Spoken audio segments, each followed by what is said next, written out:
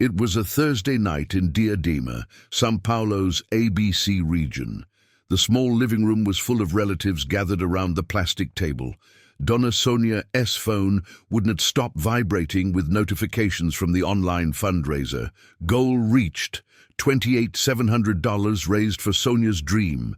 Her oldest son, Matheus, 16, bald from chemotherapy that no longer worked, watched his mother posting Instagram stories saying, "Thank you, my loves. Now I'm gonna look powerful at 42. 500 ml high-profile implants. I'm gonna be reborn." Matheus stood up from the chair with difficulty, his voice weak but firm. "Mom, you asked strangers for money so you could get breast implants. And what about the medicine the doctor prescribed last week, the one that cost $31,000 a month?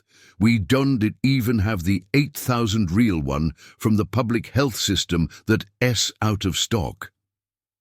The whole room froze. His aunt tried to change the subject, but Donna Sonia gave a nervous laugh. "Matheus, stop being dramatic. This is just woman stuff, son. Women need to take care of themselves. We'll figure out your medicine later. The church is praying. God will provide." Matheus started crying in anger. "God will provide. You asked strangers on the internet and they paid for new boobs, Mum. For my medicine, no one gave anything because you didn't even ask. I'm dying and you're worried about cleavage?" His grandmother held his hand. "Sonia, listen to your son. He's fighting for his life." Donna Sonia slammed the table. "I gave my life for you all. I worked as a cleaning lady for 20 years.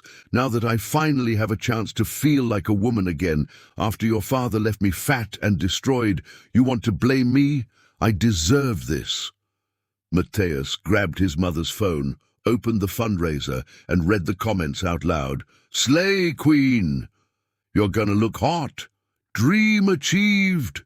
And he replied in front of everyone, "My mother prefers new breasts over saving her son with cancer.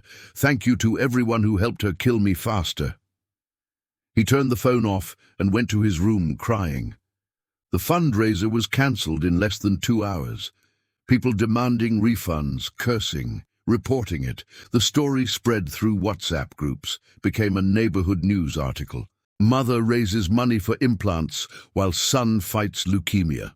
The private clinic treating Matheus saw the article and offered the medicine for free for 6 months. His childhood friends held a raffle, a bazaar, a live stream. In 1 week, they raised more than 120,000. The treatment resumed. Donna Sonia didn't get the implants. The money that was left she returned one by one, door to door, crying at each house. She lost friends, lost respect, even lost her job because no one wanted a cleaning lady like that anymore. Matheus got better. He went into remission a year later. Today, at 22, he studies oncologic medicine on a full scholarship and gives talks in schools with a phrase he always repeats.